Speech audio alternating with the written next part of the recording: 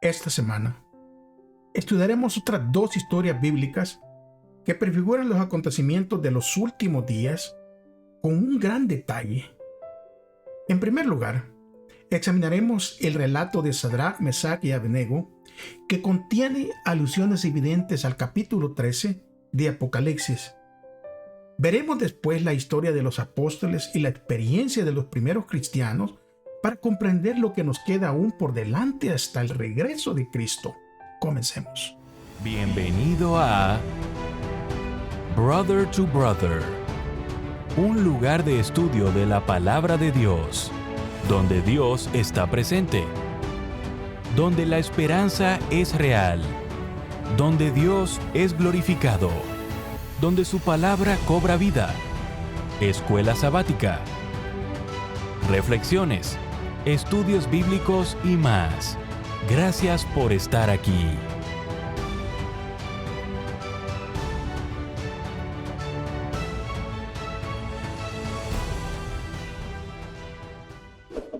Muy bienvenidos a su programa Brother to Brother. Les saluda como siempre su amigo, su hermano, Gerson Anaya, muy agradecido con Dios, primeramente porque Él nos permite llegar hasta una semana más de estudio.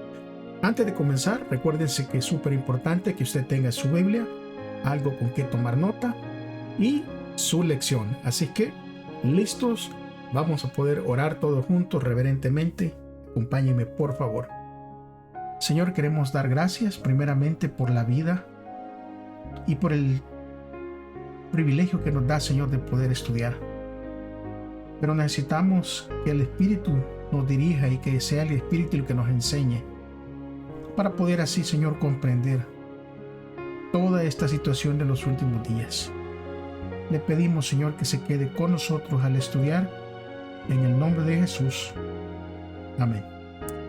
Muy bien, hermanos, amigos, el tema está allí en la pantalla, precursores.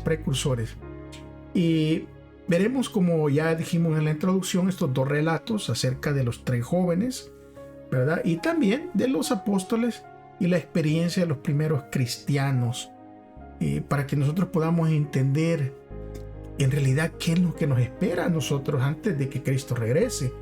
Porque en estos dos ejemplos, el de los tres jóvenes hebreos y el de la iglesia apostólica, se pone en relieve un valor extraordinario y contienen claves para disfrutar de paz espiritual aún en las circunstancias más difíciles. Jesús dijo una y otra vez cosas como, por ejemplo, no temas y por qué están turbados, y suben esos pensamientos a su corazón. Es muy importante que nosotros recordemos que el centro de la profecía es Cristo y que no debemos de perder ese enfoque y que debemos por ello ser capaces de escuchar ese mismo mensaje del Señor Jesús en las escenas proféticas de los tormentos y de los momentos finales de esta tierra. Jesús le dijo a uno de sus discípulos: no se turbe su corazón. Ustedes creen en Dios, crean también en mí. En otras palabras, aunque los eventos de los últimos días se van a poner bien difíciles para quienes decidan permanecer fieles a Dios, debemos verlos con esperanza y no con temor. Vamos a leer entonces el versículo para memorizar. Se va a encontrar en 2 de Timoteo, capítulo 1 y versículo 7. Así que acompáñenme, por favor, y dice: porque no nos ha dado Dios espíritu de timidez, sino de poder, de amor y de dominio propio. Bueno, vamos entonces a entrar de lleno a esta lección, así que nos vamos para el día domingo, todos juntos en su lección. Dele vuelta a su página, por favor. Y el título del día domingo es Daniel 2 y el enfoque historicista de la profecía. Recuérdese que nosotros miramos las profecías desde este punto historicista. Es como nosotros las podemos interpretar, ¿verdad? Todas las profecías. Y en Daniel 2 se le da ese enfoque justamente. Porque la profecía que aparece allí es una de las más poderosas de todas las escrituras. ¿Por qué? Porque habla de casi 6 siglos antes de Cristo. O sea, aquí miramos a un profeta exponiendo esa profecía con mucha anterioridad antes de que el mundo, desde la época, imagínense, y nos remontamos y nos vamos hasta la época de Babilonia, hasta la época de Medo-Persia, de Grecia, de Roma, y hasta la gran fragmentación de todas estas naciones, ¿verdad?, europeas.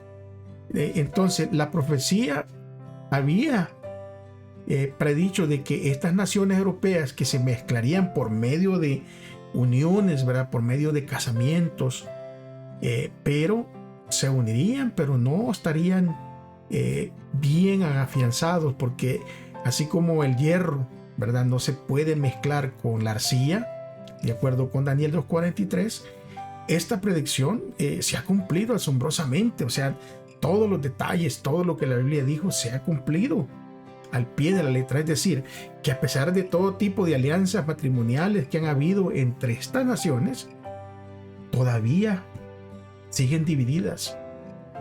Un ejemplo que se nos viene aquí es la monarquía británica. Se llama Casa de Windsor, que es un nombre inglés. Sin embargo, esa designación es relativamente nueva, porque data desde 1917. Antes de eso, la familia se llamaba Casa de Saxe-Coburg-Gotha, que ese nombre, ¿verdad?, no es un nombre inglés, es un nombre alemán. Pues muchos miembros de la realeza británica, al mezclarse por medio de casamientos, venían a ser parientes sanguíneos de los alemanes. Pero aún con todos esos lazos de sangre, no bastaron para mantenerlos alejados de la guerra. Porque en la Primera Guerra Mundial, y en un intento de desvincularse de los odiados enemigos, cambiaron su nombre, fíjense bien, cambiaron el nombre por el de Casa de Windsor. O sea, que hubo un cambio allí. ¿Y cuál fue el sueño de Nabucodonosor y cómo lo interpretó Daniel? Porque ese es donde nos vamos a enfocar ahora, en Daniel 2. ¿Cuál fue el sueño que tuvo Nabucodonosor y lo perturbó? Pero vino Daniel y se lo va a interpretar. Acuérdense que después de que Nabucodonosor tiene el sueño, él manda a traer a todos sus adivinos, magos y todo, de personas que según consultaba a sus dioses, y nadie le pudo descifrar el sueño. Entonces viene Daniel y le va a decir, a partir del versículo 31 del capítulo 2 hasta el versículo 45, le va a interpretar el sueño. Vamos a leer una parte. Miren lo que dice, empezando el 31, el capítulo 2 de Daniel. Dice: tú, oh rey, mirabas y aquí una gran estatua, esta estatua que era muy grande y cuyo brillo era extraordinario. Estaba de pie delante de ti y su aspecto era temible. La cabeza de esta estatua era de oro fino, su pecho y sus brazos eran de plata, su vientre y sus muslos eran de bronce, sus piernas eran de hierro y sus pies eran parte de hierro y en parte de barro cocido. Mientras miraba se desprendió una piedra sin intervención de manos. Ella golpeó la estatua en sus pies de hierro y de barro cocido y lo desmenuzó. Entonces se desmenuzaron también el hierro, el barro cocido, el bronce, la plata y el oro, y se volvieron como el tamo de las eras de verano. El viento se los llevó y nunca más fue hallado en su lugar. Y la piedra que golpeó la estatua se convirtió en una gran montaña que llenó toda la tierra. Este es el sueño, y su interpretación también la diremos en presencia del rey. O sea que miramos aquí que Daniel le dice como el sueño que tuvo el Nabucodonosor. Pero a partir del versículo 36, entonces ahora le va a decir que le va a dar la interpretación. Versículo 37 dice: tú, oh rey, eres rey de reyes, porque el Dios de los cielos te ha dado la realeza, el poder, la fuerza y la majestad. Todo lugar donde habitan los hijos del hombre, los animales del campo y las aves del cielo, los ha entregado en tu mano y te ha dado dominio sobre todos ellos. Tú eres aquella cabeza de oro. Después de ti se levantará otro reino inferior al tuyo y otro tercer reino de bronce, el cual dominará toda la tierra. El cuarto reino será fuerte como el hierro Y como el hierro todo lo desmenuza y pulveriza, y como el hierro despedaza, así desmenuzará y despezará a todos estos. Lo que viste de los pies y de los dedos, que en parte eran de barro, cocido de alfarero y en parte de hierro, significa que ese reino estará dividido, pero en él habrá algo de la firmeza del hierro, tal como viste que el hierro estaba mezclado con el barro cocido. Y por ser los dedos de los pies en parte de hierro y en parte de barro cocido, así el reino será en parte fuerte y en parte frágil. En cuanto a lo que vistes que el hierro estaba mezclado con el barro cocido, se mezclarán por medio de alianzas humanas, pero no se pegarán el uno con el otro, así como el hierro no se mezcla con el barro. Y en los días de esos reyes, el Dios de los cielos levantará un reino que jamás será destruido ni será dejado en otro pueblo. Este desmenuzará y acabará con todos estos reinos, pero él permanecerá para siempre. De mala manera que vistes que de la montaña se desprendió una piedra sin intervención de manos, la cual desmenuzó al hierro, al bronce, el barro cocido, a la plata y el oro, el gran Dios ha hecho saber al rey lo que ha de acontecer en el porvenir. El sueño es verdadero y su interpretación es fiel. Todas las profecías apocalípticas de Daniel van siguiendo la base establecida en Daniel 2. O sea, la secuencia de un imperio mundial tras otro hasta que Dios establece su reino eterno. En otras palabras, esas profecías anunciaban una serie ininterrumpida de imperios desde la antigüedad hasta el fin de la historia. Y eso incluye, ¿verdad?, hoy, el presente y el futuro en nuestros días. Este enfoque o interpretación historicista de las profecías surge de los textos mismos y es crucial para comprender los acontecimientos de los últimos días, particularmente los escritos en el libro de Apocalipsis. La pregunta es: ¿cómo demuestra Daniel 2 que Dios no solo conoce el futuro, sino también tiene en última instancia todo el control de las cosas? Creo que es algo para meditar y para encontrar una respuesta sólida en la Escritura. Pero si pasamos al día lunes, veremos la adoración de la imagen. Recuérdense que todo el conflicto cósmico se establece y está en juego, ¿verdad?, la adoración. Ese ha sido desde el principio, desde el cielo, ese ha sido el problema, la adoración. Pero en esta historia que estamos leyendo de Daniel 2, aquí está Nabucodonosor. Y Nabucodonosor, después de que le revela el sueño Daniel y ve que todo es una realidad, le está poniendo atención y está presto a lo que Daniel y su Dios han dicho, ¿verdad?, en ese momento. Pero él estaba así porque estaba impresionado por lo que se le reveló, especialmente cuando se le dan todos los detalles y pues él no había revelado el sueño a nadie, y Daniel se lo explica con exactitud. Y entonces en ese momento él está impresionado y está poniendo atención a Daniel, pero poco a poco esa impresión no duró mucho. Ahora, ¿qué implica el hecho de que la estatua fuera solo de oro y que el rey exigiera que se la adorara? O sea, ¿qué implica eso? Leamos esta historia en Daniel capítulo 3, ahí se encuentra. Así que todos juntos, por favor, acompáñenme. Daniel capítulo 3, versículo 1 al 12.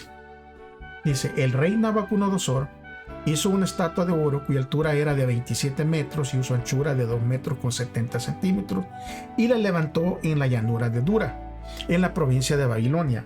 Y el rey Nabucodonosor mandó a reunir a los sátrapas, los intendentes, los gobernadores, los consejeros, los tesoreros, los jueces, los oficiales y a todos los gobernantes de las provincias para que vinieran a la dedicación de la estatua que el rey Nabucodonosor había levantado. Entonces fueron reunidos los sátrapas, los intendentes, los gobernadores, los consejeros, los tesoreros, los jueces, los oficiales y todos los gobernantes de la provincia para la dedicación de la estatua que el rey Nabucodonosor había levantado. Mientras estaban de pie delante de la estatua que había levantado el rey Nabucodonosor, el heraldo proclamó con gran voz: se ordena a ustedes, oh pueblos, naciones y lenguas, que al oír el sonido de la corneta, de la flauta, de la cítara, de la lira, del arpa, de la zampoña y de todo instrumento de música, se postren y rindan homenaje a la estatua de oro que ha levantado el rey Nabucodonosor. Claramente miramos hasta este momento la orden, ¿verdad?, de adoración a esa estatua. Versículo 6, y aquí viene una advertencia. Versículo 6 en adelante: cualquiera que no se postre y rinda homenaje en la misma hora será echado dentro de un horno de fuego ardiendo. Por eso, tan pronto como oyeren todos los pueblos el sonido de la corneta, de la flauta, de la cítara, de la lira, del arpa, de la zampoña y de todo instrumento de música, todos los pueblos, naciones y lenguas se postraron y rindieron homenaje a la estatua de oro que había levantado el rey Nabucodonosor. Por esto, en el mismo tiempo, algunos hombres caldeos se acercaron y denunciaron a los judíos. Hablaron y dijeron al rey: oh rey, para siempre vivas. Tú, oh rey, has dado la orden de que todo hombre que oiga el sonido de la corneta, de la flauta, de la cítara, de la lira, del arpa, de la zampoña y de todo instrumento de música, se postre y rinda homenaje a la estatua de oro. Y que el que no se postre y rinda homenaje sea echado dentro de un horno de fuego ardiendo.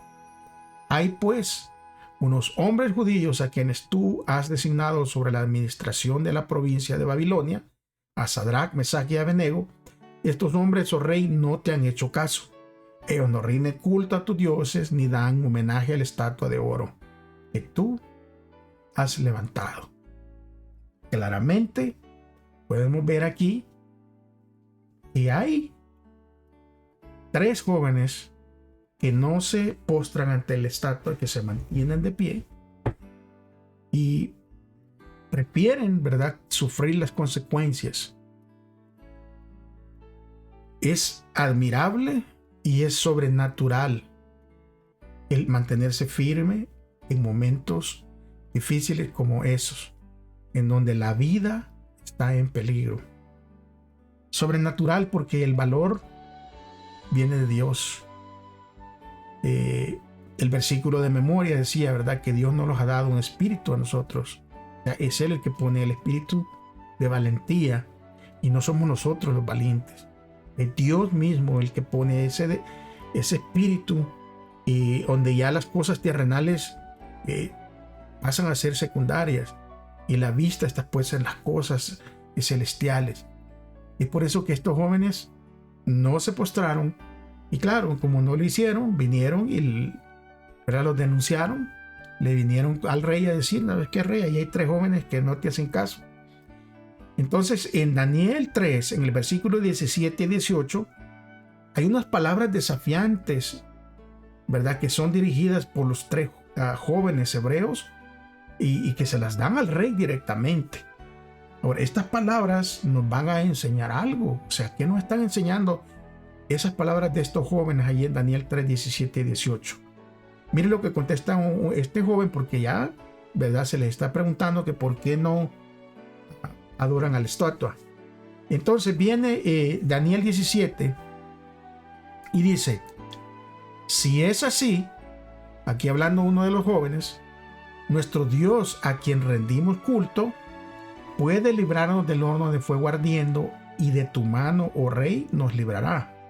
Y si no, que sea tu conocimiento, oh rey, que no hemos de rendir culto a tu Dios, ni tampoco hemos de dar homenaje a la estatua que has levantado.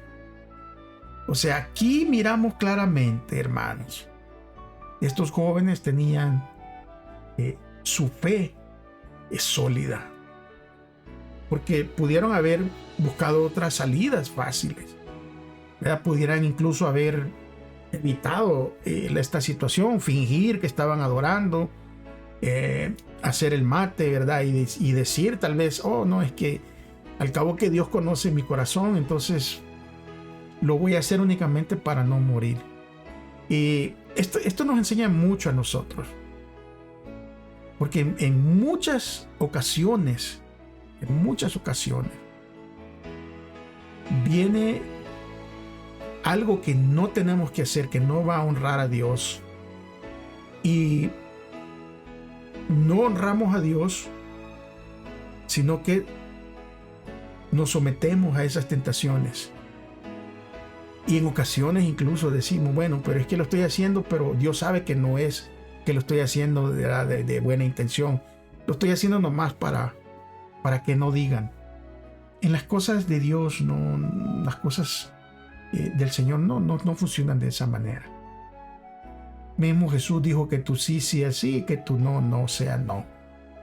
No podemos servir a dos señores, claramente, ¿verdad? Entonces, aun cuando miramos el morir, ¿verdad? Morir en ese fuego, en esa peligrosa situación que estaban, incluso podrían considerarse un fanatismo, dejarse quemar vivos por no ofrecer una simple reverencia, que alguien puede decir, no, pero sí, lo voy a hacer allí nada más fingido, ¿verdad? Inclinándose, incluso ahí como haciendo el mate, como que mientras se arreglaba una chancla o algo. Pero ellos tenían la fe y la confianza de que Dios podía salvarlos de ese horno, y que si no se mantenían fieles, aunque no los salvara de ese horno, había algo mejor. Y eso es lo que a veces no comprendemos nosotros. Y hay algo mejor.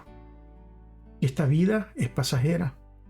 Que los deleites de esta vida son temporales. Por muy bonitos, por muy buenos que se vean, por muy tal vez excitantes que sean, pero son cosas temporales. Pasarán. Y nuestra vista tiene que estar puesta en las cosas celestiales, las venideras, ¿verdad? Ellos podrían haber dicho, bueno, pues fijamos, al cabo que Dios sabe lo que hay dentro de mi corazón.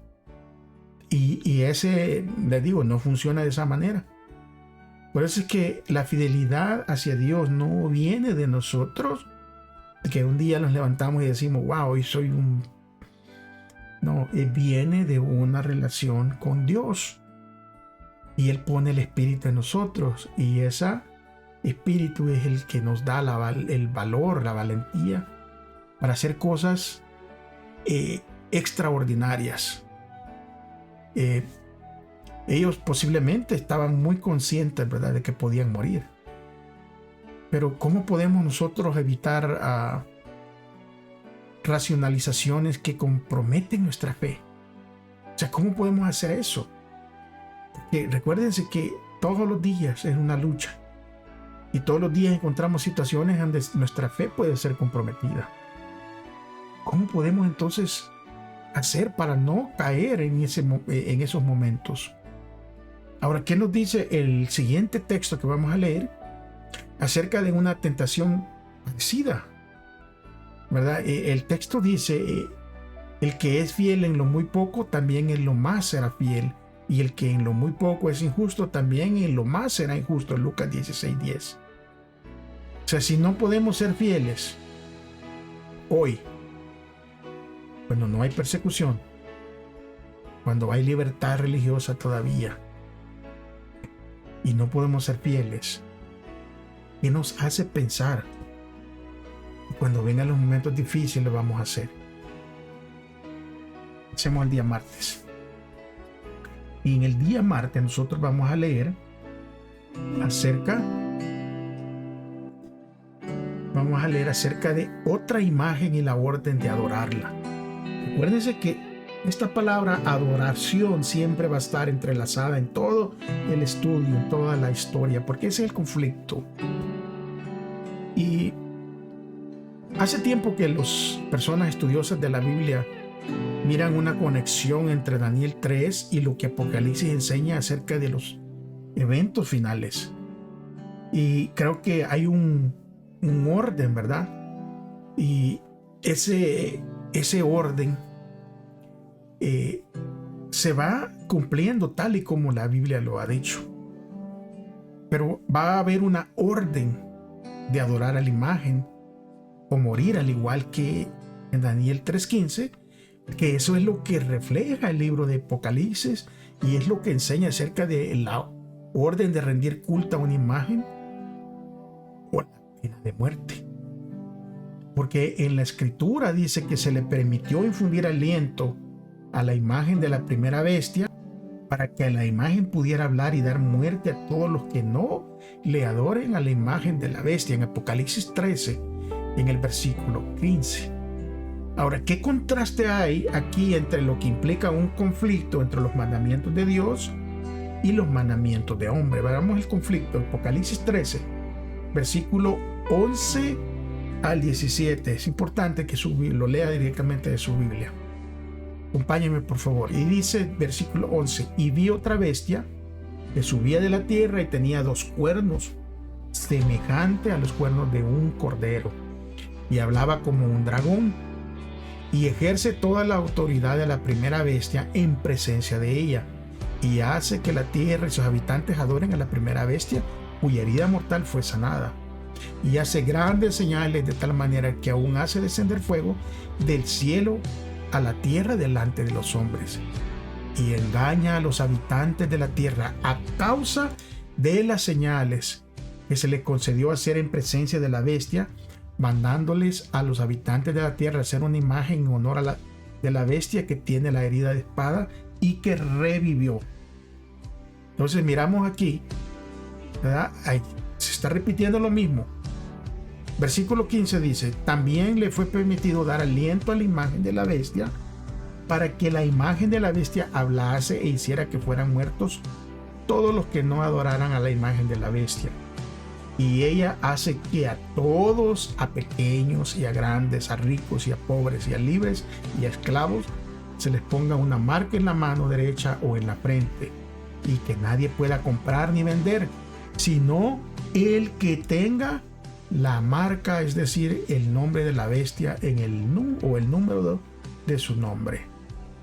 Claramente miramos que la historia de Daniel 3 y de la imagen, ¿verdad?, de esa imagen de oro que se estaba obligando a todos los pueblos a adorar, y el que no adorara iba a morir, es justamente lo que se va a repetir aquí en el libro de Apocalipsis. Por cierto, el capítulo 13 de Apocalipsis aplica para los últimos días, o sea que eso mismo se va a repetir. Ahora leamos Apocalipsis 14 y vamos a leer el versículo 9, versículo 11 y versículo 12. Dice: y siguió otro ángel, un tercero, diciendo a gran voz: si alguno adora a la bestia y su imagen, y al recibir su marca en la frente o en la mano, el humo del tormento de ellos sube para siempre jamás, y no tiene descanso ni de día ni de noche los que adoran a la bestia de su imagen, ni cualquiera que recibe la marca de su nombre. Aquí está la perseverancia de los santos, quienes guardan los mandamientos de Dios y la fe de Jesús. Apocalipsis 16, 2, 1 también lo dice: entonces oí una gran voz que desde el templo decía a los 7 ángeles: vayan y derramen los 7 copas de la ira de Dios sobre la tierra. Fue el primer ángel y derramó su copa sobre la tierra, y se produjo una llaga dolorosa y maligna sobre los hombres que tenían la marca de la bestia y los que adoraban su imagen. Apocalipsis 19, 20: y la bestia fue tomada prisionera junto con el falso profeta que había hecho delante de ella las señales con las que había engañado a los que recibieron la marca de la bestia y adoraban a su imagen. Ambos fueron lanzados vivos al lago de fuego ardiendo con azufre. Ahora, Apocalipsis 20, versículo 4: y vi tronos, y se sentaron sobre ellos, y se les concedió hacer juicio. Y vi las almas de los degollados por causa del testimonio de Jesús y por la palabra de Dios. Ellos no habían adorado a la bestia ni a su imagen, ni tampoco recibieron su marca en sus frentes ni en sus manos. Ellos volvieron a vivir y reinaron con Cristo por 1000 años. El pueblo de Dios está llamado a adorar únicamente a aquel que hizo el cielo y la tierra, el mar y las fuentes en las aguas, es decir, estamos como pueblo de Dios llamados a adorar al Creador en contraposición con la bestia y con la imagen de la bestia. Por eso que les recuerdo y les digo que todo este problema será por adoración. Pero nosotros como pueblo de Dios adoramos al único Dios creador de los cielos y la tierra, ¿verdad? El mar y las fuentes de las aguas. Ahora, la historia que leímos y que miramos el día de ayer, el lunes, acerca de los 3 jóvenes hebreos que se negaron ante una amenaza similar a adorar a otro que no fuera el Dios creador, y no les importó arriesgar su vida. Aquí también habla de un pueblo remanente, ¿verdad? Que tampoco va a adorar a la bestia, sino que va a adorar al Creador. Por lo tanto, por diferentes que sean las circunstancias entre la orden de adorar a la imagen en la llanura de Dura, ¿verdad? De allá con Nabucodonosor en el tiempo pasado, y lo que sucederá en todo el mundo con el llamado a rendir culto a la imagen de la bestia y no al Creador. O sea, el principio de estas dos historias, las cosas son iguales, viene siendo lo mismo. O sea, no hay claro, hay cambio de fecha, ¿verdad? De tiempo, pero todo va a ser igual. Ahora miremos lo que nos dice el libro de Romanos en el capítulo 1, el versículo 18 al 25, y miremos el vínculo que existe entre Romanos y Apocalipsis 1:18, entre Romanos 1:18 y Apocalipsis 14:9 y 10 acerca de la ira de Dios. Porque recuérdense que para los que no adoren al Creador viene un castigo. Hay un castigo. Mire lo que dice Romanos 1:18 en adelante. Dice, pues la ira de Dios se manifiesta desde el cielo contra toda impiedad e injusticia de los hombres que con injusticia detienen la verdad. Porque lo que de Dios se conoce es evidente entre ellos, pues Dios hizo lo que fue evidente. Porque lo invisible de Él, su eterno poder y deidad, se deja ver desde la creación del mundo, siendo entendido en las cosas creadas de modo que no tienen excusa. Porque habiendo conocido a Dios, no lo glorificaron como a Dios, ni le dieron gracias, más bien se hicieron vanos en sus razonamientos, y su insensato corazón fue entenebrecido. Profesando ser sabios, se hicieron fatuos, y cambiaron la gloria del Dios incorruptible por una imagen a la semejanza de hombre corruptible, de aves, de cuadrúpedos y de reptiles. Por tanto, Dios los entregó a la impureza en las pasiones de sus corazones para deshonrar sus cuerpos entre sí. Ellos cambiaron la verdad de Dios por la mentira y veneraron y rindieron culto a la creación antes que al Creador, quien es bendito para siempre. Amén. Qué tremendo esto, mis amigos, mis hermanos. Porque aquí miramos que la adoración de la imagen de la bestia es solo otra manifestación del mismo principio en juego del que estábamos hablando en el tiempo de Nabucodonosor y estos 3 jóvenes hebreos. Ahora va en juego a ver a quién nosotros somos leales, a quién vamos a ofrecer nuestra lealtad, al Dios creador, a los objetos o la lealtad hacia el Dios creador. Porque adorar no significa únicamente o necesariamente inclinarse ante una imagen o ofrecerle un incienso o cantarle, no es solo eso. Porque en última instancia nosotros adoramos aquello a lo que en la última instancia somos leales. O sea, a quien le mostramos nuestra lealtad, esa es adoración. Y cuando consideramos quién es nuestro Dios creador y lo que ha hecho por nosotros al redimirnos por medio de Cristo Jesús, nos damos cuenta de que Él es el único que merece ser adorado. Todo lo demás, por inocente, por bonito que se vea, es idolatría. Y esto nos ayuda a comprender, ¿verdad?, las severas palabras que mencionó Jesús. Jesús dijo esto en Mateo 12:30.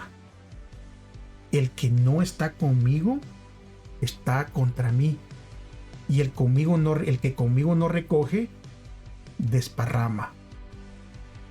Los acontecimientos finales van a ser simplemente una manifestación dramática de esta verdad de la que hemos estudiado hasta ahorita. Nuestra lealtad. Y es tal vez momento de reflexionar, hacer una pausa y con guía del Espíritu Santo decirle a Dios que nos muestre en realidad a quién estamos dando nuestra lealtad hoy en día. ¿Por qué? Los leales van a recibir persecución. El día miércoles nos va a hablar acerca de la persecución a la iglesia primitiva. La iglesia tuvo persecución en el Antiguo Testamento, también tuvo persecución en el Nuevo Testamento. Y ahí los dos libros contienen ejemplos de precursores de los acontecimientos finales. Porque la vida no fue fácil para los cristianos del primer siglo. Fue muy difícil. Nosotros pensamos, ¿verdad?, de que para nosotros es difícil hoy en día. Pero la vida de los primeros cristianos del primer siglo fue difícil. Mire, fueron odiados por muchos de sus propios correligionarios. O sea, personas con las que ellos habían adorado juntos. Ellos los llegaron a odiar porque los consideraban una amenaza para la fe, o sea, para las leyes de Moisés. Y cuando ellos empezaron a hablar a transmitir el mensaje que Cristo les había dado, imagínense, ellos dijeron, no, es que si no lo habló Moisés, no es. Pero aquellos habían entendido que el Mesías les había dado la interpretación correcta y la explicación correcta de las leyes. Y ellos las empiezan a hablar, ¿verdad? Y entonces ahí se meten en problemas. Y ahora sus mismos compañeros los odian. También se enfrentaron a la ira del imperio pagano de Roma. Porque acuérdense que estaba en ese tiempo, era el imperio romano, era el que tenía sometido a todas las gentes por ahí. O sea, también sufrieron ese conflicto. Pero hay un párrafo que yo quiero leer, está en El conflicto de los siglos, es el libro que habla de los tiempos finales y habla de la historia de los mártires y todo lo que se refiere, ¿verdad?, a las persecuciones. En la página 43, El conflicto de los siglos dice lo siguiente: los poderes de la tierra y del infierno se coligaron contra Cristo en la persona de sus seguidores. El paganismo previó que de triunfar el evangelio, sus templos y sus altares serían derribados. Por lo tanto, reunió sus fuerzas para destruir el cristianismo. Se encendieron los fuegos de la persecución. O sea, imagínense que estas personas fueron perseguidas a muerte. O sea, tremendo. Y recuérdense que, por ejemplo, Esteban, que fue el primer mártir, ¿verdad? Una muerte horrible, terrible, aunque Esteban estaba ungido por el Espíritu y él miró el cielo abierto. O sea, no. Por eso les digo que la valentía en los últimos tiempos no es un esfuerzo humano. La valentía viene del Espíritu que Dios pone en nosotros, de esa relación que tenemos con Él. También el libro de Hechos registra una historia que ilustra poderosamente lo que el pueblo de Dios puede esperar a medida que nos dirigimos hacia el escenario descrito en Apocalipsis 13. Recuérdense, Apocalipsis 13 es para nuestro futuro, lo que nos espera a nosotros. Pero todas estas historias, tanto de las tres jóvenes hebreos como la historia que vamos a leer ahora en el libro de Hechos, nos dan una vislumbre de lo que podemos esperar. Y vamos a ver qué elementos de esta historia podrían presagiar los acontecimientos de hoy, de los últimos días. Libro de Hechos, capítulo 1, el versículo 19. Entonces, por aquel tiempo, el rey Herodes echó mano de algunos de la iglesia para maltratarlos, y a Jacobo, el hermano de Juan, lo hizo matar a espada. Al ver que esto había agradado a los judíos, procedió a prender también a Pedro. Eran entonces los días de los panes sin levadura. Cuando le tomó preso, le puso en la cárcel, entregándole a custodia de 4 escuadras de 4 soldados cada una, con la intención de sacarle al pueblo después de la Pascua. Así que Pedro estaba bajo la guardia en la cárcel, pero la iglesia estaba orando sin cesar a Dios por él. Cuando Herodes iba a sacarlo, aquella misma noche, Pedro estaba durmiendo entre los 2 soldados, atado con las 2 cadenas, y los guardias delante de la puerta vigilaban la cárcel. Y aquí que se presentó un ángel del Señor, y una luz resplandeció en toda la celda. Despertó a Pedro dándole un golpe en el costado y le dijo: levántate pronto. Y las cadenas se le cayeron de las manos. Entonces le dijo el ángel: cíñete y ata tus sandalias. Y así lo hizo. Luego le dijo: envuélvete en tu manto y sígueme. Y habiendo salido, le seguía y no comprendía que lo que hacía el ángel era realidad. Más bien le parecía que veía una visión. Cuando había pasado la primera y la segunda guardia, llegaron a la puerta de hierro que daba a la ciudad, la cual se les abrió por sí misma. Cuando habían salido, avanzaron por una calle y de repente el ángel se apartó de él. Entonces Pedro, al volver en sí, dijo: ahora entiendo realmente que el Señor ha enviado su ángel y me ha librado de la mano de Herodes y de toda la expectación del pueblo judío. Cuando se dio cuenta de esto, fue a la casa de María, la madre de Juan, que tenía por sobrenombre Marcos, donde muchos estaban congregados y orando. Cuando Pedro tocó a la puerta de la entrada, una muchacha llamada Rode salió para responder, y cuando ella escuchó y reconoció la voz de Pedro, de puro gozo no abrió la puerta, sino que corrió adentro y anunció que Pedro estaba ante la puerta. Ellos le dijeron: ¿estás loca? Pero ella insistía en que así era. Entonces ellos decían: es un ángel. Mientras tanto, Pedro persistía en tocar, y cuando abrieron, le vieron y se asombraron. Y con la mano, Pedro les hizo señal de guardar silencio y les contó cómo el Señor le había sacado de la cárcel. Luego dijo: hagan saber esto a Jacobo y a los hermanos. Y saliendo, se fue a otro lugar.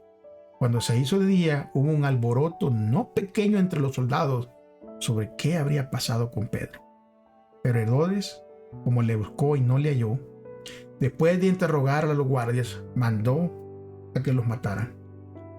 Después descendió de Judea a Cesarea y se quedó allí. Imagínense esta historia. Ya Santiago había sido decapitado y Pedro iba a ser el siguiente. Y Herodes había visto que eso le había agradado a los judíos. O sea, sus mismos judíos, hermanos, mismo pueblo, le agradaba. Y Pedro iba a ser el siguiente,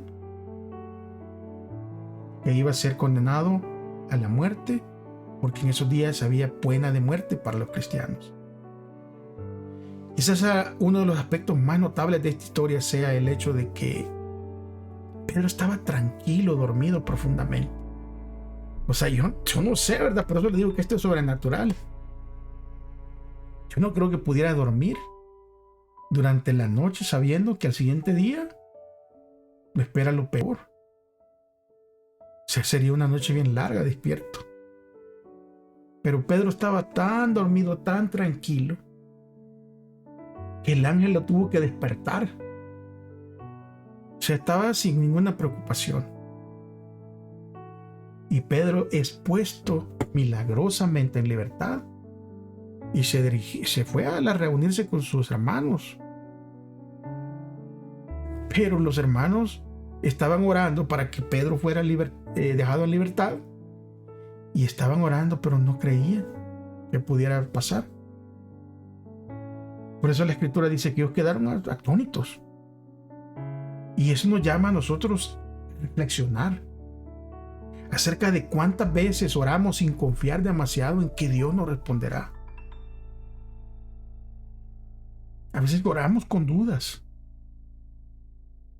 Pero si Dios hizo todos estos milagros, miren, si Dios habló y este mundo vino se creó el mundo con solo que Dios lo dijo, que Dios no puede hacer otras cosas más sencillas como sanarnos, como sanar nuestro corazón, como darnos esa paz para poder dormir en medio de la tribulación, como lo estaba haciendo Pedro. Hay que orar confiadamente. Hay que, como dice el libro de Hebreos, ¿verdad?, que la fe es la certeza de lo que no se ve, como si ya hubiese sucedido. Y claro, la historia continúa porque algunos de los creyentes se salvaron de esta persecución, pero otros murieron. Y a medida que nos acerquemos al final de los tiempos, hermanos, va a suceder lo mismo. No para todos, pero para aquellos que se mantengan fiel. Pero aún siendo fiel, podemos incluso morir aquí en este mundo. Pero nos espera algo mejor. Porque Pedro murió. Claro, fue librado en esa ocasión. Pero finalmente por su fe, ¿verdad?, murió. Jesús le había anunciado a Pedro cómo iba a morir. Jesús le dijo a Pedro, te aseguro, cuando eras más joven, te ceñías e ibas donde querías. Pero cuando seas anciano, extenderás tus manos y otro te ceñirá, o sea, te amarrará y te va a llevar a donde no quieres. Y la misma Escritura dice que esto dijo para dar a entender de qué muerte había glorificar a Dios. Dicho esto, él dice, añadió, sígueme. Ahí en Juan 21, 18 y 19. Después de que anunciara a Pedro cómo moría, Jesús le dijo, sígueme. O sea, es tremendo. Todo esto nos debería decir a nosotros acerca de por qué ni siquiera el riesgo de la muerte debería impedirnos seguir al Señor. Pero recordemos que esto no va a venir de un valor humano. Va a venir de una relación íntima con aquel que tiene el poder y puede darnos el espíritu de valentía para esos momentos difíciles. Llegamos al último día de estudio, el día jueves, y aquí habla de la marca de la bestia. Miren, hay muchas cosas en el internet acerca de la marca de la bestia. Que si es la tarjeta de crédito, que si es la vacuna, que si es un tatuaje, esos los códigos de barrita. O sea, hay tantas cosas que la gente inventa porque sí lo inventa. Pero la Biblia no habla de eso. La Escritura sí habla de una marca, la marca de la bestia. Pero la Escritura deja ver qué es y nosotros podemos estudiar y saber de qué está hablando. Hay ciertos acontecimientos finales como el decreto de muerte y la imposición de la marca de la bestia aún no han sucedido a pesar del paso del tiempo. Pero algunos han expresado dudas e incluso un escepticismo acerca de nuestra interpretación de los eventos finales, incluyendo el papel central del sábado y del domingo en la etapa final del conflicto. O sea, porque cuando nosotros miramos, hermanos y amigos, cuando nosotros miramos todo eso y vamos leyendo y vamos aprendiendo, nos vamos a ir dando cuenta, ¿verdad? Como hemos visto desde un principio, que el problema que era del principio, ¿cuál era la clave, la palabra clave que venía desde un principio? La adoración. ¿Se acuerdan? Y el libro de Apocalipsis es claro. Nosotros adoramos al Creador y tenemos la decisión de adorar al Creador o podemos adorar a la bestia de su imagen. Esa es parte de nuestro libre albedrío.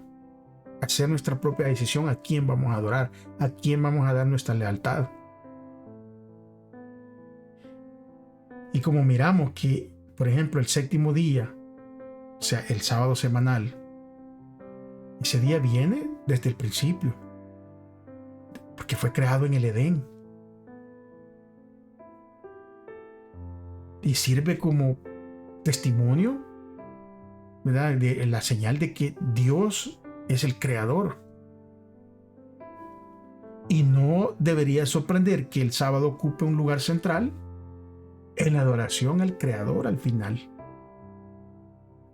Miren, no es coincidencia que el poder representado por la bestia surgida del mar sea el mismo que pretendió modificar el mandamiento que ordenaba observar el sábado. Y ese poder representado por la bestia es el que ha cambiado, ¿verdad? Cambió quitó el sábado y puso el domingo. Y usted, amigo que me ve, si llegó aquí por primera vez y está escuchando esto y dice, ¿cómo? Sí, está en la Biblia. Pero también si tiene un teléfono inteligente, su computadora, su tableta o lo que sea, póngale allí al Google, ¿verdad? Hágale una búsqueda y dígale quién cambió el sábado por el domingo. Y usted se va a sorprender. Porque este poder cambió el sábado como el día de adoración al Creador por el domingo. Ahora, eso no lo ha autorizado en ninguna parte de la Biblia. Usted no lo va a encontrar. Algunos dan excusas, que porque Cristo resucitó en el primer día de la semana. Y qué bueno que resucitó en el primer día de la semana. Alabado sea el nombre de Dios. ¿Y eso qué tiene que ver con cambiar el día? No tiene nada que ver.